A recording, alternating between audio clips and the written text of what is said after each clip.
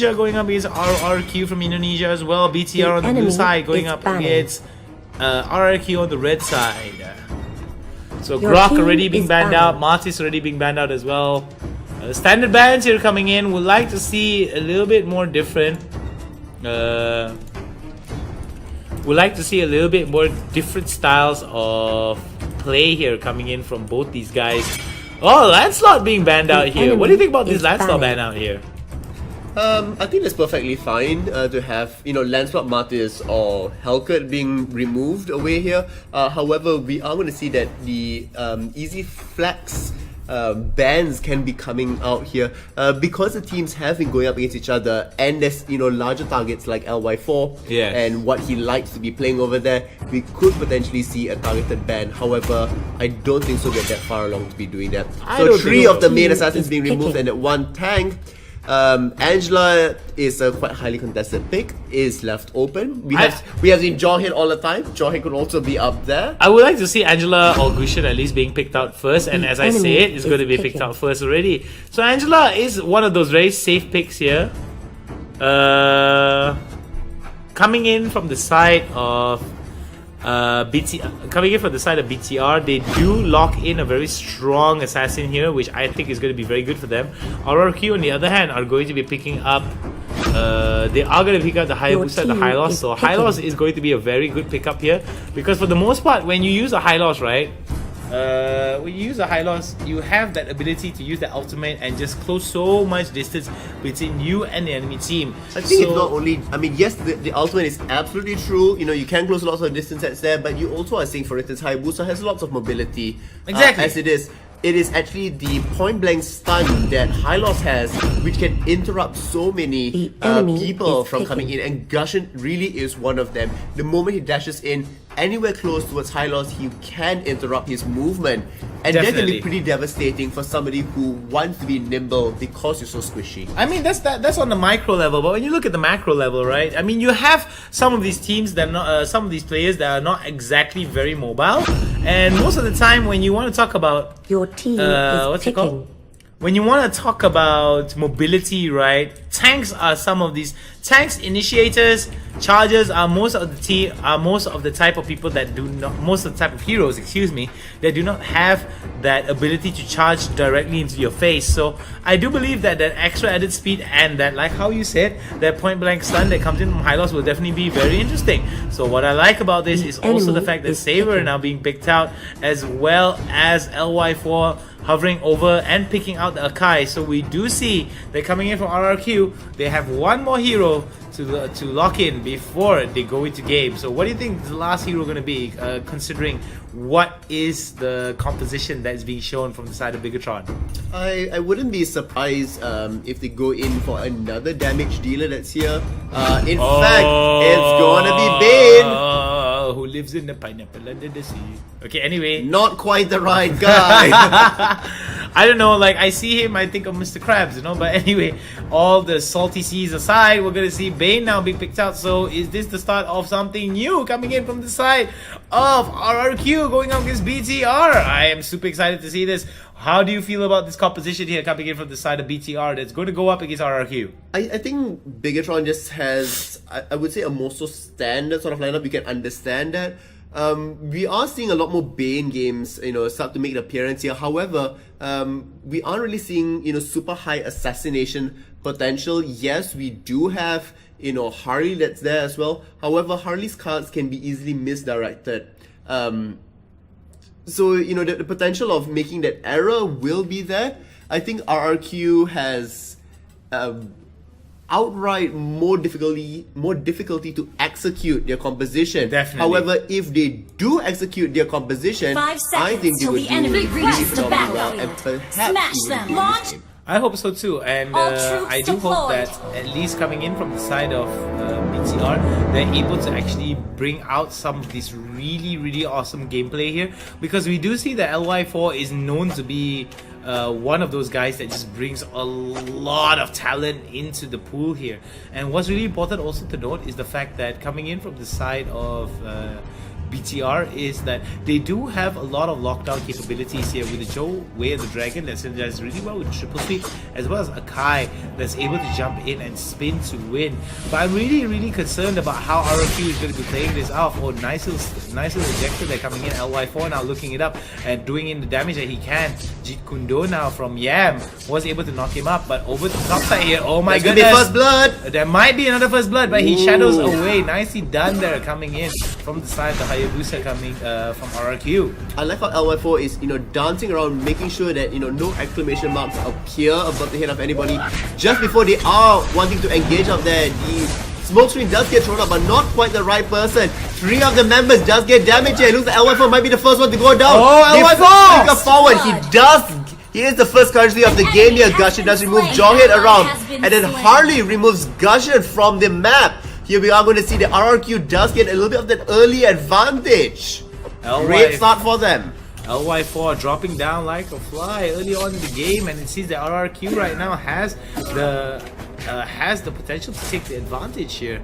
With 1 kill ahead, that means relatively even in terms of goal, but it's only a matter of time before RRQ actually takes advantage of this and try to solidify their lead. Turtle resurrecting soon. This may be a calculated bloodbath, especially between these two teams over here.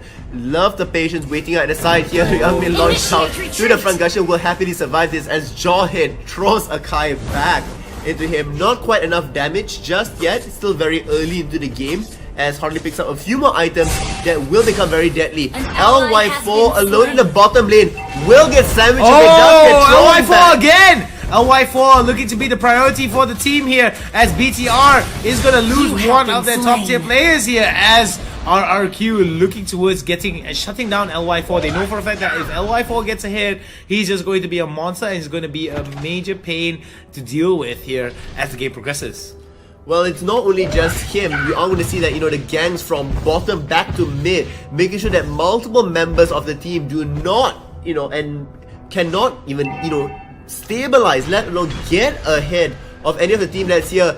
We are going to see the blades are being thrown out. That's all 10 of them right now. Are going to be stuck out there. Will fall back. It will be enough to finally bring him down. The one final hit, will it be enough? Yes, the triple sweep up into the air will be good. Now Jiguno will knock him out again.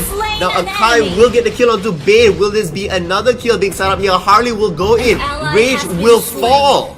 Rage falls down. BTR doesn't look very good though, but that was some really good stuff there being shown by Yam.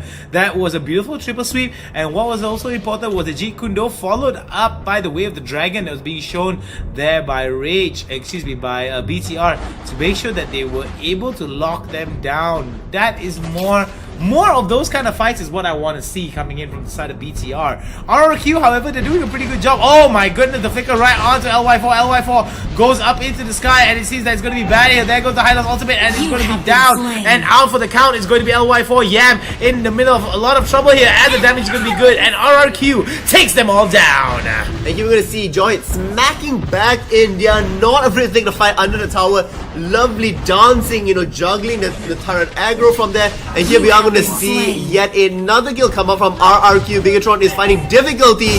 Unfortunately for them, Bigatron has some response, but still, even with the kill onto Harley, RRQ hitting on that middle turret, takes it down. The top turret still there. Aggression all across the map, not just in terms of objective gaming, but in terms of bloodbath kills as well. Throws LY4 back. LY4 has had such a difficult game here. He just no, he could turn it around though. Rage now looking to be the Rage that he is, gets the double kill. Beautifully done there. LY4, the sacrificial lamb in that situation here. Not much lane priority being shoved over to the top side here for either side of the teams. So I do feel that BTR could turn this around if they get a turtle here, but they need lane priority over to the mid side and top side here. Rage in a lot of trouble, and Rage gets ended. Beautiful stuff being shown here from the side of RRQ, and it seems that RRQ looking to be one of the favorites to win this game here if they keep up this performance. I do have a question. Is all this additional pressure being placed onto LY4 going to be their demise?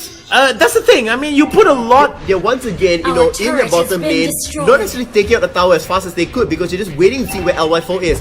back up top here. We're going to see RRQ does get engaged upon, but Yam might be the first one to fall in this engage. In fact, it is the true. Jill is the only one really being, dealing damage there. Finn's gonna Akai go down will be the too. next one to go down. That's Hylos that picks up the kill, now completely out of mana as well. What a commanding lead, taking 3,000 gold ahead and 5 kills. RRQ showing up. Very, very interesting here coming in from the side of BTR. The enemy it has seems slain that the there is a turtle. little bit of communication errors here, because I do feel that RRQ is just moving in a very, very unified pace.